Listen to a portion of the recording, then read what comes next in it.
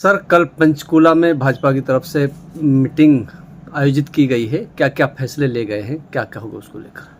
देखिए, कल जो चंडीगढ़ में माननीय अमित शाह जी के, गृह मंत्री जी के नेतृत्व में भाजपा के सभी पदाधिकारियों की मीटिंग थी और उसमें सबसे बड़ा निर्णय तो यही था कि जिन लोगों ने भाजपा को वोट दिया उन सभी का धन्यवाद किया गया।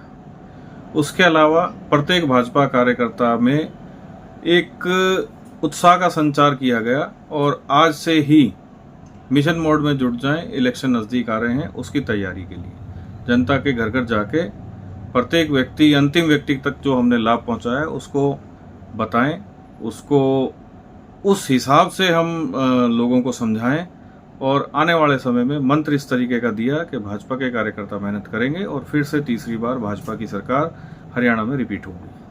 ये प्लांटेशन की भी बात तो उसमें चर्चा में आई थी, तो उसको तो लेके क्या अभी कहोगे? आज जैसे मन की बात का कार्यक्रम संपन्न हुआ, इस बार पहली बार ऐसा हुआ कि अपने नूंह जिले में सबसे ज़्यादा लोगों ने मन की बात कार्यक्रम देखा और उसकी रिपोर्ट भी बड़ी अच्छी आई है। दूसरा, इसके साथ जो प्लांटेशन वाली बात है कि हर बूथ पर प्रत्येक कार्यकर्ता द्वारा और हर बूथ पर रहने वाले कार्यकर्ता के साथ के लोगों के द्वारा कम से कम 10 पौधे लगाए जाएंगे।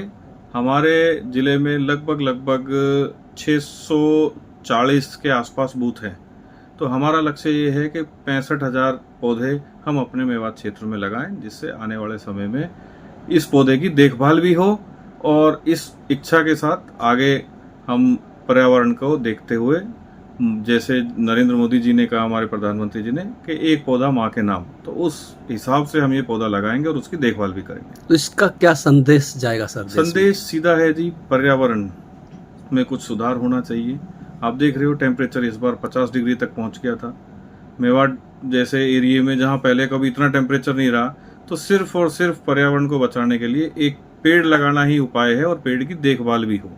ये सर, आप लोग कह रहे हैं कि पेड़ को बचाना है या पहाड़ों को बचाना है, तो पहाड़ों को तो यहाँ जो है बेरहमी से खोदा जा रहा, तबाह किया जा रहा, बर्बाद किया जा रहा है, रात दिन गाड़ियाँ निकलती हैं जो है, उसको लेके कैसे रोक लग हरियाणा सकती है? में ऐसा कोई कानून नहीं है। अगर कोई पहाड़ तोड़ रहा है तो वो गैर कानूनी है और उस पर कार्रवाई हो भी रही है। रोजाना हम कोशिश भी कर रहे हैं, इस चीज़ों को देख रहे हैं और ये सारा राजस्थान का मामला है।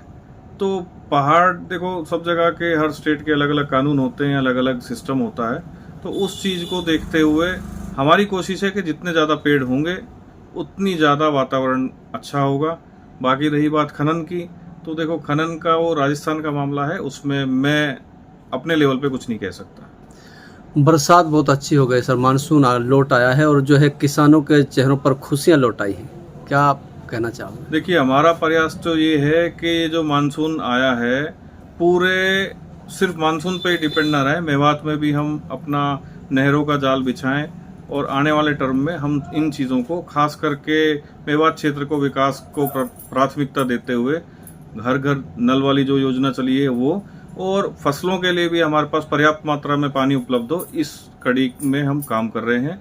और आप आने वाले समय में देखोगे कि मेवात की नहरों में भी पानी होगा। जो छूटा हुआ हिस्सा जो कहीं पे रह गया है, तो उसकी भी कोशिश चल रही है कि किसी तरीके से यहाँ तक पानी पहुँचाया जाए।